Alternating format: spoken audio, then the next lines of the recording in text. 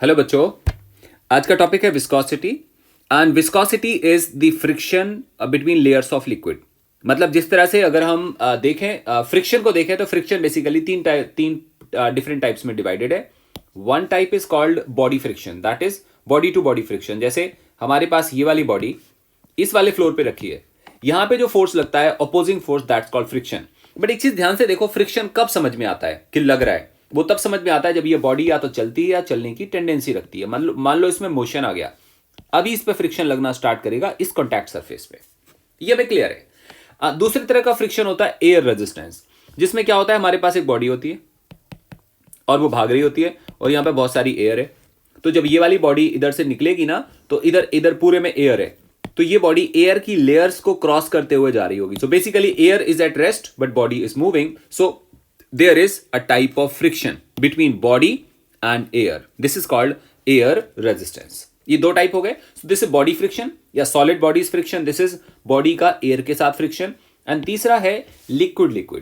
मतलब अगर हम liquid layer को liquid layer के साथ में relatively move कराएं तो liquid liquid friction जो होता है that's called viscosity. Liquid liquid friction is called viscosity. इसका मतलब viscosity is the frictional nature of liquid layers. But ये रोल में कब आएगा, समझ में कब आएगा, दिखाई कब देगा? इमेजिन करो हमारे पास एक पूल है, स्विमिंग पूल में पानी भरा है। Is it moving? आंसर आता है नॉट मूविंग। अगर ये नॉट मूविंग है तो हमें क्या विस्कस फोर्स पता चलेगा कि इसके बीच में कितनी विस्कोसिटी काम कर रही है? नहीं पता चलेगा। मतलब केवल पानी को देख के हम विस्कोसिटी को समझ नहीं सकते। उसके लिए हमने क्या करना होता है, उसके लिए हमने लिक्विड को मूव कराना पड़ता है। मूव कराने का मतलब क्या हुआ, जैसे आप इमेजिन करो कि रिवर फ्लो कर रही है। हम बात करते हैं, एग्जांपल लेते हैं रिवर का। रिवर में पूल में थोड़ा सा फर्क है, river is moving and pool is at rest. And river का ये बॉटम है, this is bottom of river, perfect. और ये इसका टॉप है, दिस इज टॉप। ये रिवर का बॉटम है, ये रिवर का टॉप है, परफेक्ट है। और पानी भरा हुआ है ऐसे कुछ लाइक दिस। पानी ऐसे फील्ड है और अभी पानी फ्लो हो रहा है। तो तुम देखोगे ध्यान से कि जब पानी फ्लो होता है तो इसका जो टॉप लेयर होता है उसकी वेलोसिटी सबसे ज्यादा होती है। आप कभी भी देखो, अगर आपको देखना हो तो आप रिवर में कभी भी डाइव करके अंदर जाएं तो आप बॉटम के पास देखेंगे पानी रिलेटिवली बहुत स्लो चल रहा होगा। तो यहां पे जो स्पीड होती है, ये जो स्पीड है that is tending to zero. I am not saying zero but tending to zero. ये ऐसा कुछ होता है। इसका मतलब जब हम यहां से लेके यहां तक ऊपर तक जाते हैं तो वेलोसिटी में वेरिएशन आता है। मतलब ये मतलब इस वाले लेयर की वेलोसिटी होगी कुछ v1, इसकी v2, यहाँ पे v3, यहाँ पे v4, ऐसे वेलोसिटीज आएंगी। और अगर हम इनको चेक करें तो पता चलेगा कि v4 सबसे ज्यादा, v3 उससे कम, v2 उससे कम और v1 जो आएगा वो सबसे कम आएगा। ऐसे एक रिलेशन आएगा। इसका मतलब इस वाले केस में अगर हम ध्यान से देखते हैं तो हर एक लेयर दूसरे लेयर के ऊपर स्लाइड कर रही है। दिख रहा है ना आपको बेटा? ये सबसे ज्यादा तेज है, ये उससे कम है, ये उससे कम है, ये उससे कम है। So every layer is sliding over the neighbouring layer. तो जब एक लेयर दूसरे लेयर पे स्लाइड करेगी तो यहां पे फ्रिक्शन रिवील होगा, यहां पे फ्रिक्शन हमें पता चलेगा कि सच में फ्रिक्शन काम करता है। तो जो विस्कोसिटी है वो हमें यहां पे मालूम चलती है। तो उसके लिए हमने करना क्या होगा, हमने कोई भी एक लेयर चूज कर लेनी होगी। मतलब हम लोग ने ऐसे बोलना होगा कि सपोज करो ये हमारी रिवर है, this is the bottom, again the same thing, this is the bottom of river and filled with इतना सारा पानी और ये पानी फ्लो कर रहा है। तो जब पानी जा रहा है ये सबसे टॉप लेयर है, this is top layer and it is moving. So let us assume कि यहां से बॉटम से किसी y हाइट पे हम ऐसा कंसीडर करते हैं कि यहां से y हाइट पे हम एक लिक्विड की लेयर ले लेते हैं। ये एक लेयर है, वन लेयर। ये लेयर हमने अपने हिसाब से चूज कर ली है, एक लेयर है। फिर हम लोग क्या करते हैं, एक और इससे थोड़ा सा ऊपर एक और लेयर लेते हैं, उसकी हाइट थोड़ी सी ज्यादा होगी y प्लस dy। और हम लोगों ने एक लेयर ले ली इसके ऊपर ऐसे। ये है actually second layer, second layer. अब हम दो लेयर में एग्जामिनेशन करते हैं। तो अभी अभी मैंने आपको बताया था बेटा कि जब हम जैसे जैसे ऊपर जा रहे हैं वैसे वैसे रिवर के केस में, मैं एग्जांपल रिवर का ले रहा हूं तो आपने ध्यान रखना पड़ेगा, स्विमिंग पूल नहीं है। अगर स्विमिंग पूल होता तो ये भी रेस्ट में होता है, ये भी रेस्ट में होता है। ये बॉटम है, ये टॉप है और रिवर भाग रही कहां पे, river is running towards the right direction, इधर को। सो हम लोगों ने क्या करा, y हाइट पे एक लेयर कंसीडर करी जिसको हमने बोला वन लेयर, एक लेयर कंसीडर करी y प्लस डी वाई पे, उसको हमने बोला सेकंड लेयर। ऑब्वियस सी बात है वेलोसिटी में फर्क होगा। अगर इसकी वेलोसिटी मान लो ये रन कर रहा है विद वेलोसिटी v, तो ये रन करेगा with velocity v plus dv। Clear? नीचे वाली लेयर v से भागेगी तो ऊपर वाली लेयर v प्लस dv से रन करेगी, मतलब दोनों के बीच में रिलेटिव मोशन होगा। ये डिफरेंट वेलोसिटी है, डिफरेंट वेलोसिटी। और हमें क्लियर हुआ कि फ्रिक्शन किससे पता चलेगा कि फ्रिक्शन है, वो तब पता चलेगा जब दोनों के बीच में रिलेटिव मोशन हो रहा हो। परफेक्ट हो गया, चलो बहुत अच्छी बात है। अब हम अंडरस्टैंड करते हैं कि फ्रिक्शन है क्या। तो मैं आपको एक लैंग्वेज पढ़ के सुनाता हूं और आपने उसको ध्यान से सुनना है, अपनी कॉपी में नोट करना है। लैंग्वेज है viscosity is the property of liquid. Viscosity is property of liquid by virtue of which an internal friction force comes into play, by virtue of which internal frictional force comes into play when the liquid is in motion in the form of layers having relative motion, it opposes the relative motion of different layer। मैंने क्या बोल दिया? मैंने बोला friction जो viscosity है वो एक तरह का लिक्विड फ्रिक्शन है और वो इंटरनल फोर्स है। इंटरनल फोर्स किनके बीच में? लेयर के बीच में। और ये कब पिक्चर में आता है? ये पिक्चर में तब आता है जब दो लेयर के बीच में रिलेटिव मोशन होता है, तब हमें पता चलता है कि इनके बीच में एक्चुअली फ्रिक्शन लग रहा है। और ये वाला फ्रिक्शन एक दूसरे के मोशन को अपोज करता है या एक दूसरे के मोशन को चेंज कराने की कोशिश करता है। जैसे हम लोग ने बात करी थी लेयर वन, इसको मैं वन बोलता हूं, इसको टू बोलता हूं। एक्चुअली जो लेयर वन है, लेयर वन इज स्लो, ये तेज चल रही है। और लेयर टू इज फास्ट, ये तेज चल रही है। सो इनमें आपस में स्ट्रगल है। स्ट्रगल क्या है? जो तेज चल रहा है, ये जो नीचे वाला है जो स्लो चल रहा है, वो इस वाले को क्या करेगा? रोकने की कोशिश करेगा। ऑफ कोर्स ऐसे ही होता है ना, अगर एक बॉडी दूसरे बॉडी के रिलेटिवली मूव कर रही है तो जो तेज चलेगी तो ये ऊपर वाली लेयर आगे निकलने की कोशिश करेगी, तो नीचे वाली लेयर क्या करेगी? उसको पीछे को रोकने की कोशिश करेगी, एक तरह का फ्रिक्शन लगाएगी। एरो देखा आपने? इसको हम बोलेंगे विस्कस फोर्स, मतलब विस्कोसिटी की वजह से लगने वाला फोर्स विस्कस फोर्स होगा। तो ऊपर वाली लेयर पे कहां पे लगेगा? वो नीचे लगेगा, क्योंकि ऊपर वाली लेयर तेज भाग रही है तो नीचे वाली लेयर रोकेगी। एट द सेम टाइम नीचे वाली लेयर स्लो चल रही है, तो अपर लेयर नीचे वाली से क्या बोलेगी? तुम फास्ट हो जाओ। तो विस्कस फोर्स कहां पे लगेगा? राइट डायरेक्शन में। ये होगा, मतलब इन दोनों लेयर के बीच में फोर्स लगेगा। और एक चीज हमें अच्छे से याद है, इंटरनल फोर्स हमेशा इक्वल एंड ऑपोजिट होते हैं। मतलब अगर ऊपर वाली लेयर पे फोर्स पीछे लग रहा है तो नीचे वाली पे फोर्स आगे लगेगा, और इन दोनों की वैल्यू इक्वल आने वाली है। ठीक है, एक एग्जामिन और करते हैं। आप ऐसे इमेजिन करो कि हमारे पास ये एक इंक्लाइन है, इंक्लाइन प्लेन है जिसका इंक्लिनेशन है थीटा। और इमेजिन करो यहां पे कोई फ्रिक्शन नहीं काम कर रहा। हम बहुत सारे हमारी कॉपी में जो पेपर होते हैं ना, उन पेपर को इसके ऊपर बिछा देते हैं, मतलब एक के ऊपर एक लेयर लगा देते हैं। This one paper, this second paper, third paper, we place so many papers. और एक हाइपोथेटिकल केस कंसीडर करते हैं। हाइपोथेटिकल केस ये है कि there is no friction, there is no friction between any two surfaces, any two surfaces. मतलब ये बहुत ही हाइपोथेटिकल है वैसे तो, कि फ्रिक्शन तो होगा, लेकिन हमने मान लिया कि चलो कोई भी फ्रिक्शन काम नहीं कर रहा है। कहां पे? किसी भी दो सरफेस के बीच में। मतलब यहां भी नहीं काम कर रहा, यहां भी नहीं काम कर रहा, यहां भी नहीं कर रहा, कहीं नहीं कर रहा, कहीं भी नहीं कर रहा, और तुमने सिस्टम को छोड़ दिया। बताओ क्या होगा? सोचो कौन सी लेयर या कौन सा पेपर तेज भागेगा। मैं यहां पे लिक्विड की बात नहीं कर रहा, पेपर्स की बात कर रहा हूं यार। कॉपी के पेपर हमने फाड़े, एक एक करके निकाले और सबको एक के ऊपर एक रख दिया, और रखने के बाद छोड़ दिया, तो पेपर नीचे को स्लाइड करेंगे। क्यों करेंगे? थीटा है। सबके ऊपर कितना एक्सेलरेशन काम करेगा? जी साइन थीटा। एक के ऊपर के सबके ऊपर, सबके ऊपर कोई फ्रिक्शन काम कर रहा है? कोई फ्रिक्शन नहीं है। So every paper will be running down with free acceleration g sine theta. तो सबकी वेलोसिटी कुछ देर के बाद अपर लोअर सबकी वेलोसिटी कैसी होगी? सेम होगी। तो हम लोग क्या बोल सकते हैं? Velocity of each paper is same. Velocity of each paper कैसी होगी? सेम होगी। हर एक पेपर सेम वेलोसिटी से भाग रहा होगा। कहां पे? इंक्लाइन प्लेन के ऊपर नीचे की डायरेक्शन में।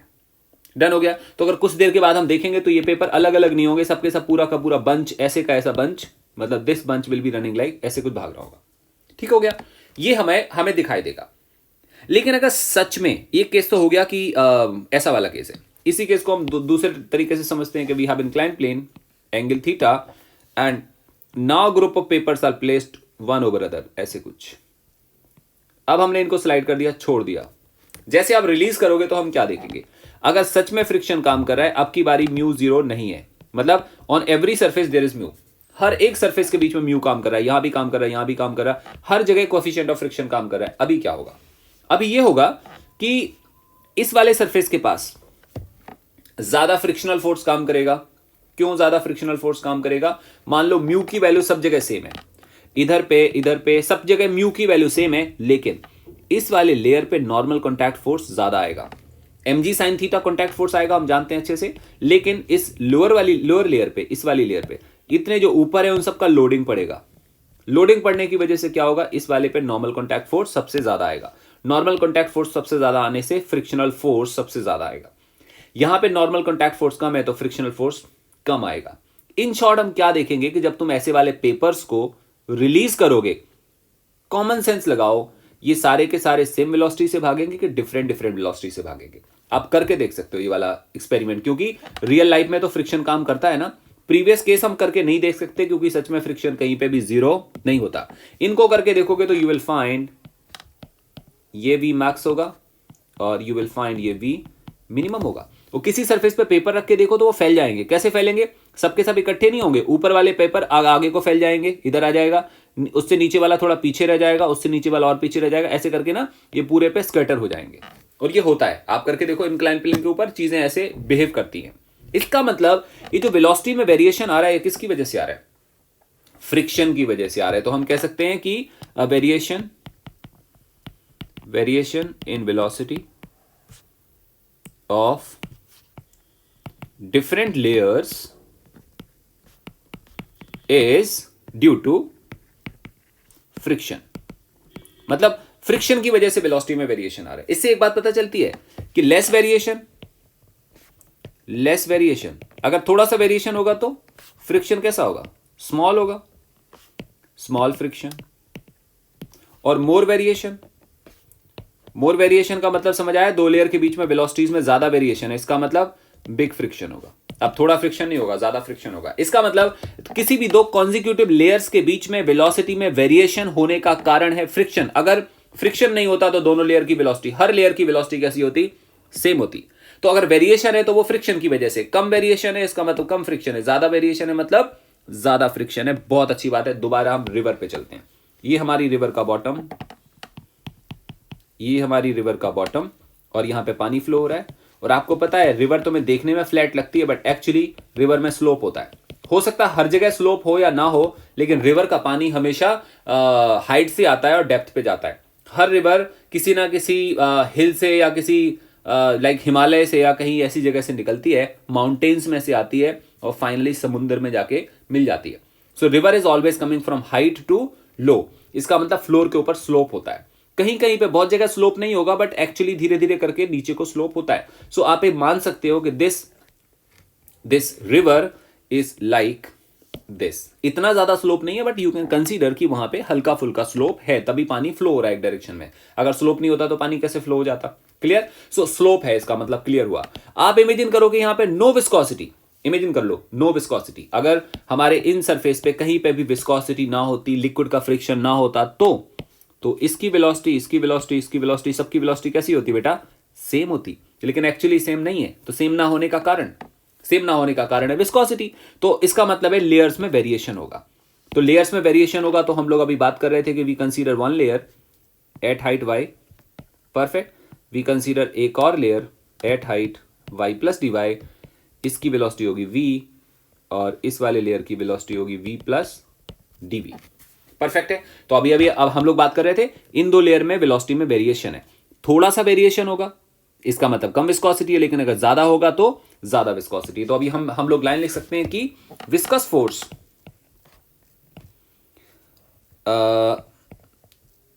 Force between two layers is F directly proportional to. किस पे डिपेंड करेगा? सोचो, मैंने अभी आपको क्या बोला, फोर्स ज्यादा होगा, इसका मतलब इनमें वेरिएशन ज्यादा है। तो वेरिएशन को कैसे समझाएंगे हम? This velocity minus this velocity, but with height बताना पड़ेगा। मतलब अगर थोड़ी सी हाइट जाने पे we move by very small, हम थोड़ी सी हाइट मूव करते हैं और वेलोसिटी में वेरिएशन ज्यादा आ जाता है। थोड़ी सी हाइट मूव करने पे वेलोसिटी में वेरिएशन ज्यादा आ जाएगा तो हम क्या बोलेंगे? वेरिएशन का रेट बहुत ज्यादा है, मतलब उसको हम बोलते हैं d v upon d y. Clear है? मतलब आप सोचो ना कि अगर बहुत ज्यादा हाइट जाने पे हम बहुत सारी हाइट मूव कर जाएं, फिर वेलोसिटी में वेरिएशन हो, और अगर थोड़ी सी हाइट मूव करने में वेलोसिटी में वेरिएशन हो, तो अगर थोड़ी सी हाइट मूव करने में वेलोसिटी में वेरिएशन ज्यादा है तो हम क्या बोलेंगे? वेलोसिटीज में चेंज ज्यादा आ रहा है, और ज्यादा चेंज का मतलब ज्यादा फोर्स होगा। ऐसा हम लोग अभी एग्जामिन कर चुके हैं, सो ये इसके बराबर होगा। और जो ये डीवी अपॉन डीवाई है ना, इसका नाम होता है कुछ वेलोसिटी ग्रेडियंट।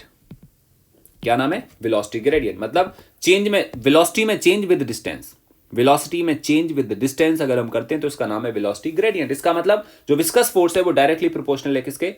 वेलोसिटी ग्रेडियंट के। क्लियर हो गया बेटा? बहुत अच्छी बात है। दूसरी बात, आप रिवर के ऊपर हो, रिवर मान लो नैरो है, नैरो रिवर का मतलब वाइड नहीं है, बहुत नैरो है, पतली सी रिवर है, तो उसकी जो ऊपर वाली लेयर होगी उसका एरिया छोटा होगा।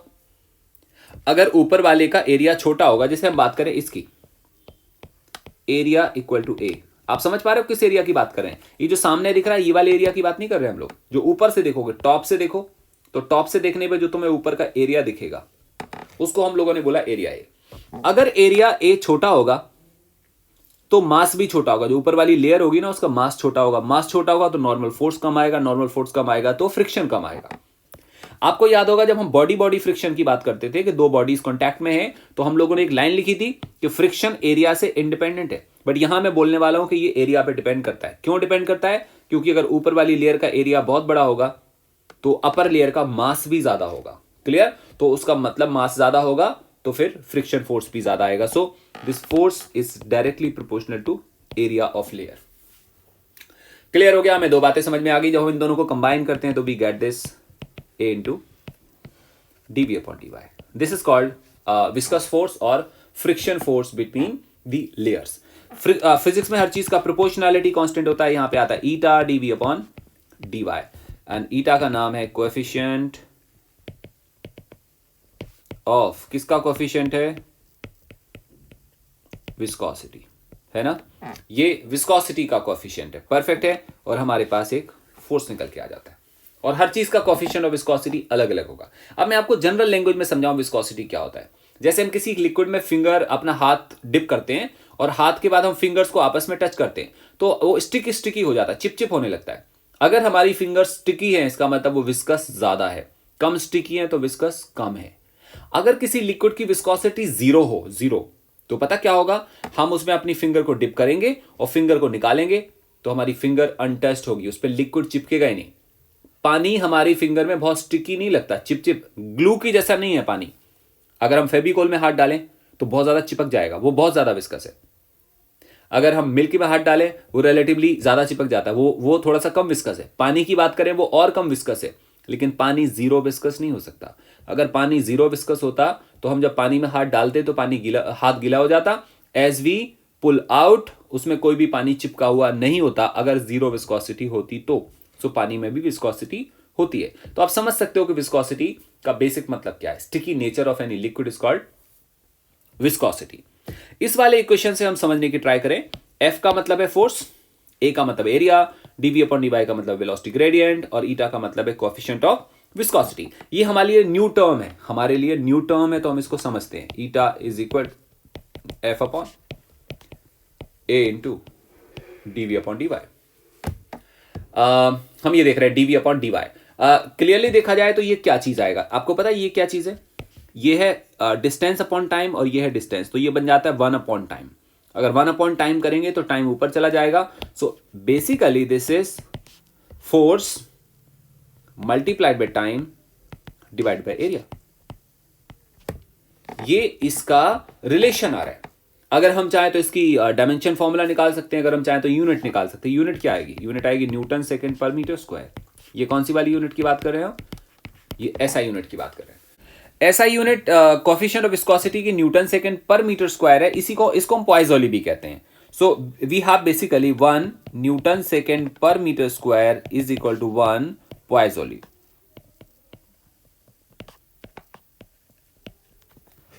This is the name of scientist. ये साइंटिस्ट हैं जिन्होंने बहुत सारा काम करा विस्कोसिटी के ऊपर, इसलिए इनका नाम आता है. तो एसआई यूनिट में जो विस्कोसिटी कोएफिशिएंट ऑफ विस्कोसिटी की यूनिट होती है, दैट्स आल्सो कॉल्ड Poiseuille. इसको हम शॉर्ट फॉर्म में पीएल भी लिख देते हैं, Poiseuille, राइट. सो अगर कोई आपसे बोले कि coefficient of viscosity is 2 Poiseuille, इसका मतलब that is the SI unit of viscosity.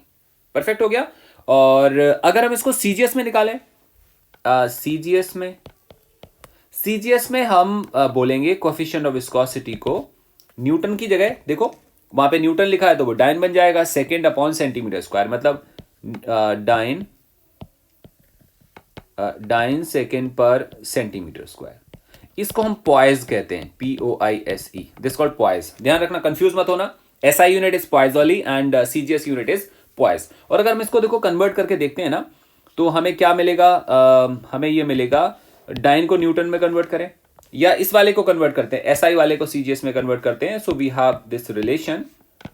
SI unit में आएगा newton second per metre square, और इसको हम लिख सकते हैं 1 न्यूटन में आएगा 10 पावर 5 डाइन सेकेंड, और मीटर को लिखेंगे सेंटीमीटर तो आएगा 10 power 4 centimetre square. That becomes 10 dyne second per centimetre square, और इसको हम लिख सकते हैं 10 पॉइस, या इसी को हम बोल सकते हैं डेका पॉइस. 10 पॉइस और this called 1 Deka. I think आप समझते होगे, Deka poised.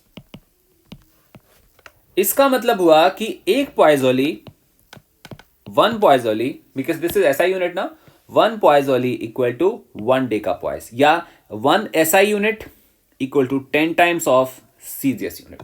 So in general आपको कोएफिशिएंट ऑफ विस्कोसिटी पॉइज में मिलेगा. ध्यान रखना है, poise is not SI unit, poise is CGS unit. इसको हमने पहले एसआई यूनिट में कन्वर्ट करना पड़ेगा, देन फिर हम इसको सॉल्व कर रहे होंगे. परफेक्ट है. कोई तुमसे बोले अच्छा ईटा को डिफाइन करो, ईटा को कैसे डिफाइन करोगे? तुम बोलोगे sir eta equal to force divided by area into d v upon d y. हमें समझ आता है. हम लोग ऐसे कह सकते हैं कि अगर ध्यान से समझना, हमारे पास ये लिक्विड की लेयर्स है, these are liquid layers, and ये एक लेयर है और ये एक दूसरी लेयर है, और इनके बीच में जो रिलेटिव मोशन है या रिलेटिव वेलोसिटी है या वेलोसिटी ग्रेडियंट है, उसको सपोज करो कि हम डीवी अपॉन डीवाई को 1 कह दें, और एरिया 1 हो और एफ 1 हो, तो ईटा कितना आएगा? ईटा 1 आएगा. इसको समझाएंगे कैसे? इसको ऐसे समझाएंगे कि अगर हमारे पास 2 लिक्विड लेयर्स हो जिनके मोशन को मेंटेन करने के लिए, क्या बोला मैंने, मेंटेन करने के लिए हम 1 न्यूटन का फोर्स अप्लाई करके रखें, और उन लेयर्स का एरिया 1 मीटर स्क्वायर के इक्वल हो, और उन दोनों के बीच में वेलोसिटी ग्रेडियंट 1 हो, तो coefficient of viscosity is called 1 Poiseuille. क्योंकि अभी मैं न्यूटन बोल रहा था, अगर हम लोग न्यूटन बोलेंगे तो हमें क्या बोलना पड़ेगा? न्यूटन बोलेंगे तो हमें सारा का सारा एसआई यूनिट में बोलना पड़ेगा. तो हम लोग ऐसे बोल सकते हैं लैंग्वेज में, coefficient of viscosity of a liquid is said to be 1 Poiseuille if 1 Newton tangential force is required to maintain velocity gradient of 1 meter per second per meter, 1 meter per second per meter between 2 parallel layers of liquid, each of area 1 meter square. अगर हम ऐसा करें तो हम बता सकते हैं कि कोएफिशिएंट ऑफ विस्कोसिटी का डेफिनेशन क्या है. तो जो अभी मैं आपको सुना रहा था, that is basically the definition. So ये it was all about the coefficient of viscosity. अब हम थोड़े से इसके एप्लीकेशन देखते हैं कि इसके एप्लीकेशन क्या क्या है. उसके पहले एक छोटा सा एग्जांपल भी देख सकते हैं. ये हमारे पास एक एग्जांपल है. आप एक मान के चलो कि हमारे पास एक डिस्क है. हमारे पास एक डिस्क है जिसका रेडियस है r के इक्वल, और it is placed on a surface which has liquid layer of coefficient of viscosity eta. Coefficient of viscosity eta, comma, yes,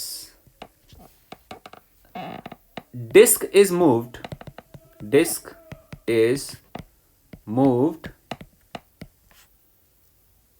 parallel to surface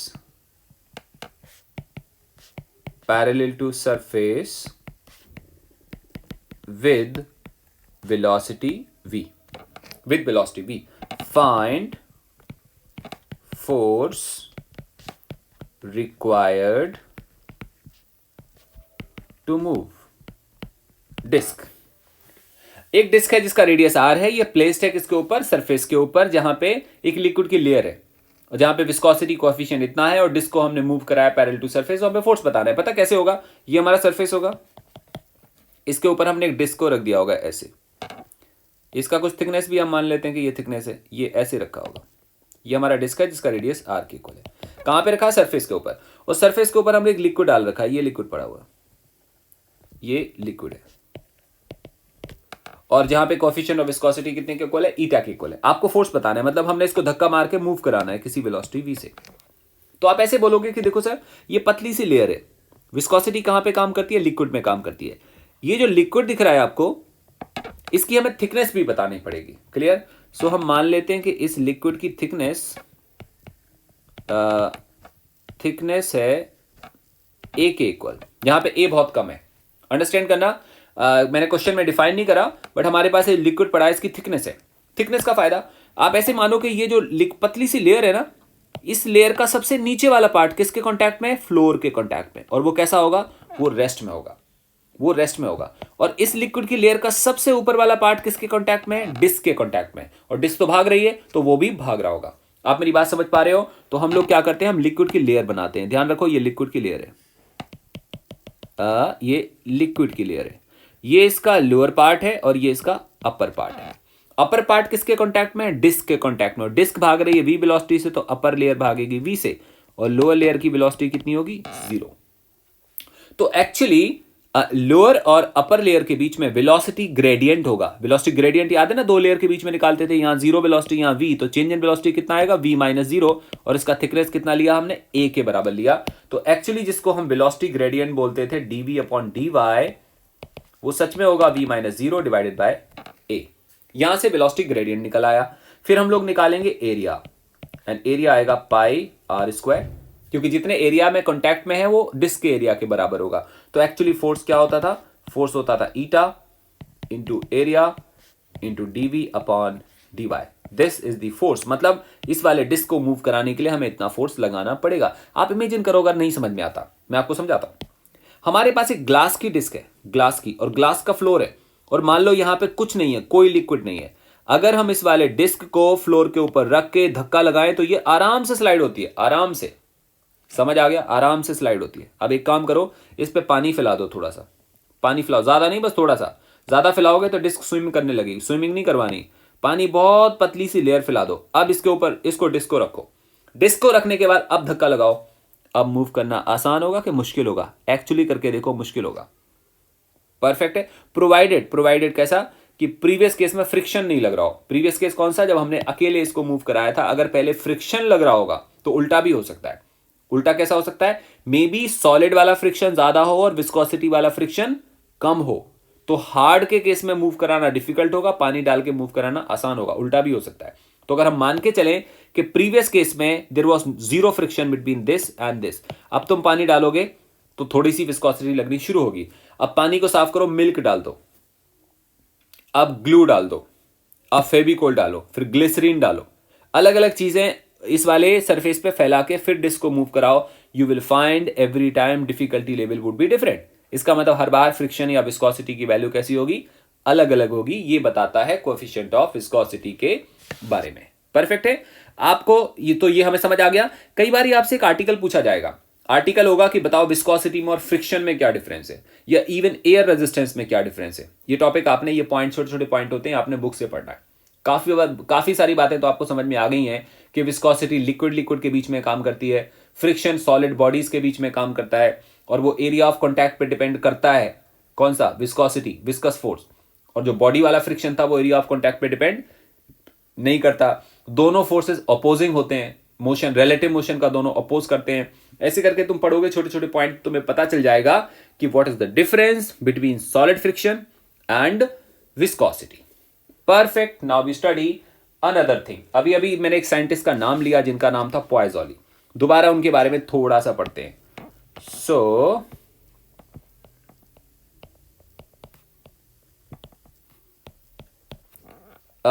पॉइज़ोलीज formula, इन्होंने किस चीज पे काम करा वो मैं आपको बताता हूं। पॉइज़ोली ने बोला कि हमारे पास एक पाइपलाइन है, ओके, ये पाइपलाइन है और हमने इस पाइपलाइन में लिक्विड को फ्लो कराना है। मान लो पाइपलाइन बिल्कुल पाइप ऐसे सीधा है और हम इसमें लिक्विड भर दें, लिक्विड भरा हुआ पूरा, इधर लिक्विड भरा है, क्या ये अपने आप मूव करेगा?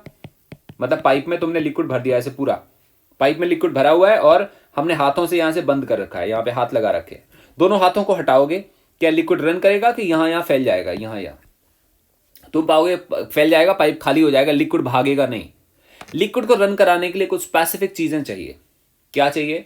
लिक्विड हमेशा मूव करता है प्रेशर डिफरेंस की वजह से। प्रेशर एक ऐसी चीज है जो पुश भी करती है और पुल भी करती है। मतलब अगर हम यहां पे हाई प्रेशर कर दें, पीएच का मतलब हाई प्रेशर और पीएल का मतलब लो प्रेशर, अगर लेफ्ट हैंड साइड में हाई प्रेशर होगा और राइट हैंड साइड में लोअर प्रेशर होगा तो इधर वाला हाई प्रेशर पुश करेगा, इधर वाला लो प्रेशर वैक्यूम क्रिएट करेगा और ये लिक्विड को खींचेगा। इसका मतलब लिक्विड इधर को भागेगा। क्लियर है? सो पॉइज़ोली ने अपना फॉर्मूला दिया था लिक्विड के फ्लो के बारे में। लिक्विड के फ्लो का मतलब कि पाइपलाइन में से कितना लिक्विड फ्लो करेगा। तो अगर हमने एक सिलिंड्रिकल पाइप लिया हुआ है जिसमें से लिक्विड जा रहा है तो हम लोग कह सकते हैं कि वॉल्यूम फ्लोइंग पर सेकेंड, जिसको हम बोलते हैं rate of flow, rate of flow, flow होने के रेट को बोलते हैं हम लोग क्या? Volume per second. तो इसमें से पर सेकेंड जो वॉल्यूम फ्लो हो रहा है वो कितना आएगा, वो डिपेंड करेगा डायरेक्टली, एक तो डिपेंड करेगा प्रेशर डिफरेंस के ऊपर। मैंने प्रेशर नहीं बोला, प्रेशर डिफरेंस बोला। मान लो यहां पे बहुत हाई प्रेशर है लेकिन अगर यहां भी हाई प्रेशर है, लिक्विड का फ्लो पॉसिबल नहीं है। लेकिन अगर यहां पे हाई प्रेशर है और यहां पे लो प्रेशर है तो प्रेशर का फ्लो, सॉरी, लिक्विड का फ्लो पॉसिबल है। इसलिए लिक्विड का फ्लो डिपेंड्स अपॉन ये और ये प्रेशर में डिफरेंस। तो मैंने आपसे क्या बोला, इसमें से अगर आपने बहुत ज्यादा लिक्विड फ्लो कराना है तो प्रेशर कैसा होना चाहिए? प्रेशर का डिफरेंस कैसा होना चाहिए? ज्यादा होना चाहिए। So volume flowing per second depends upon pressure difference, one thing. Second thing, ये जो पाइपलाइन है इसका रेडियस देखो, रेडियस, ये रेडियस है। अगर पाइपलाइन का रेडियस बहुत छोटा होगा तो पाइप बहुत पतला होगा। पतला पाइप होगा तो लिक्विड ज्यादा फ्लो होगा कि कम? कम फ्लो होगा। बट अगर रेडियस ज्यादा होगी तो लिक्विड कैसा फ्लो होगा? ज्यादा फ्लो होगा। इसका मतलब लिक्विड कम फ्लो होगा कि ज्यादा फ्लो होगा विल डिपेंड अपॉन रेडियस। दो पॉइंट समझ आ गए। तीसरा पॉइंट वो ये है कि अगर इसकी लेंथ ज्यादा होगी, इसकी अगर लेंथ ज्यादा होगी तो फ्लो कराना डिफिकल्ट होगा क्योंकि पानी ने या लिक्विड ने बहुत दूर तक जाना है।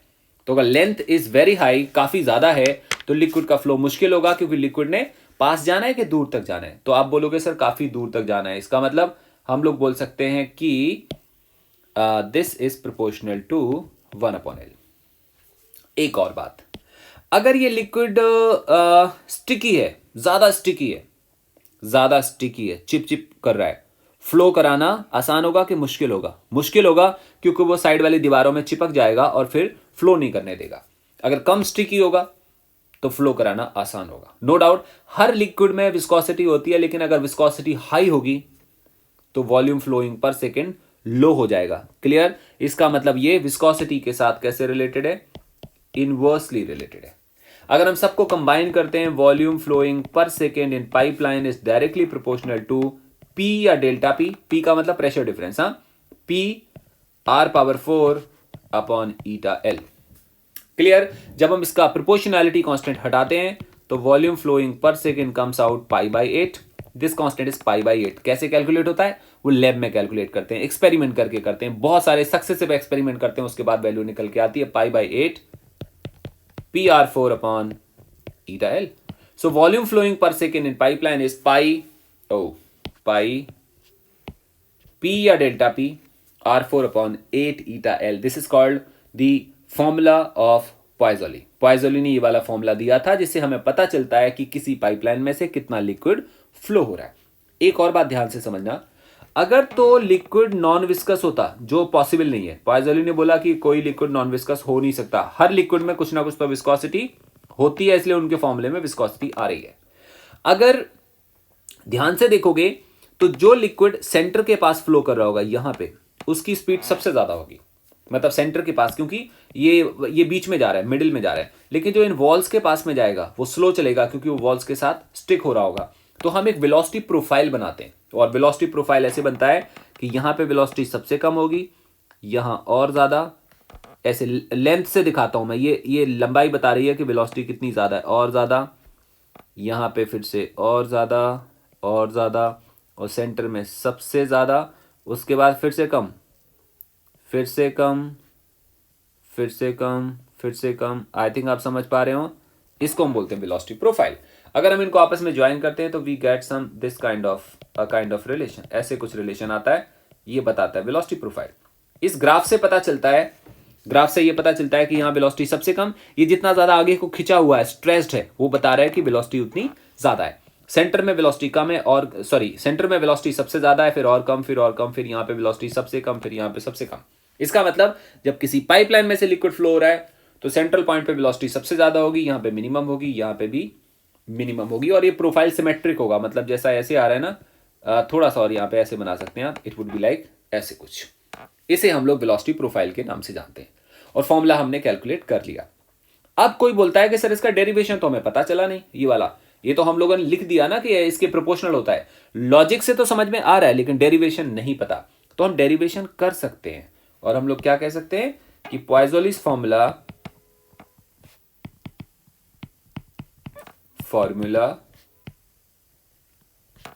Can be derived by dimension. याद है डायमेंशन, हम लोगों ने पढ़ा था डायमेंशन के 3 यूजेस थे, उसमें से एक यूज ये था to derive formula of a physical quantity. इसका डेरिवेशन करने के लिए एक लिमिटेशन थी। लिमिटेशन पता क्या थी?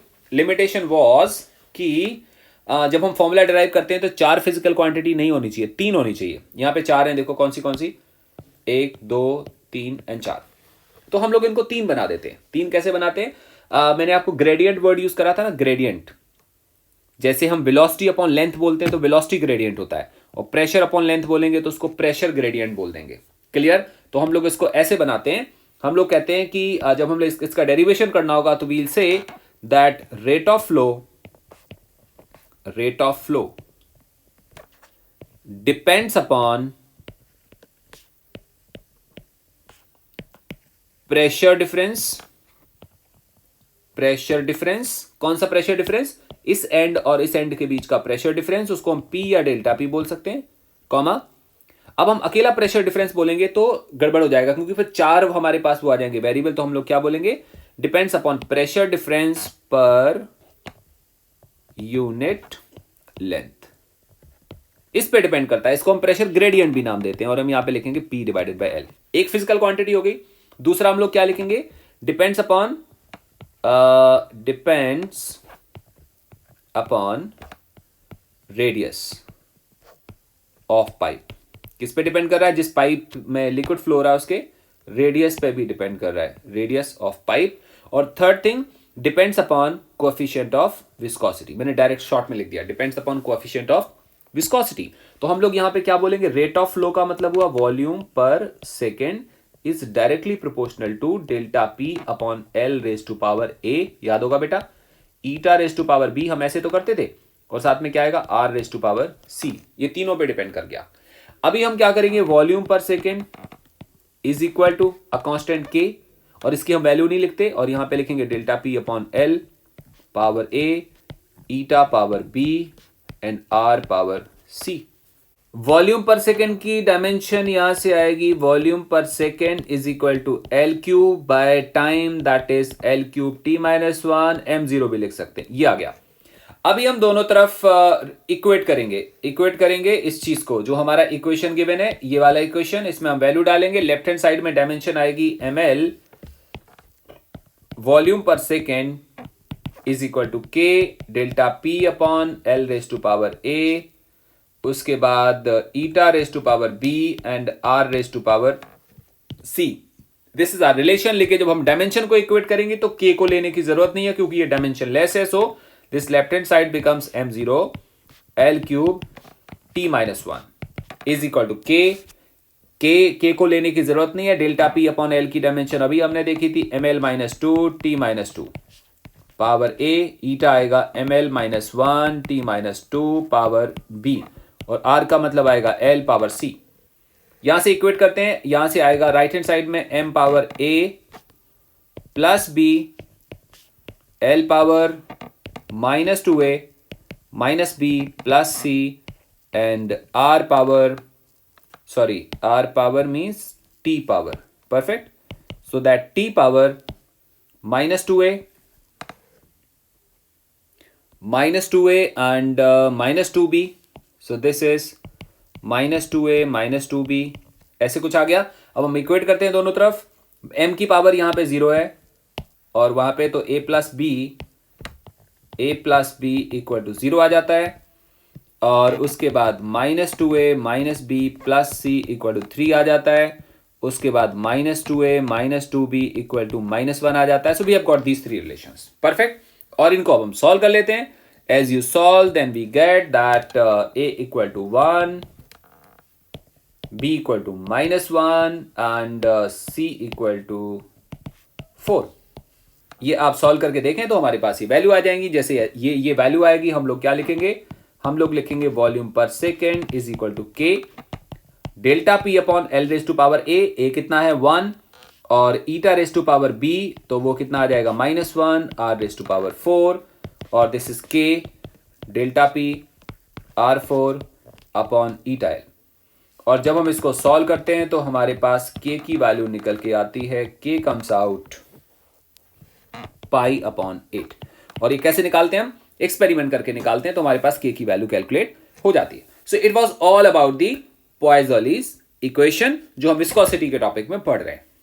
तो आज के टॉपिक के लिए इतना। थैंक यू सो मच बेटा, बाय बाय।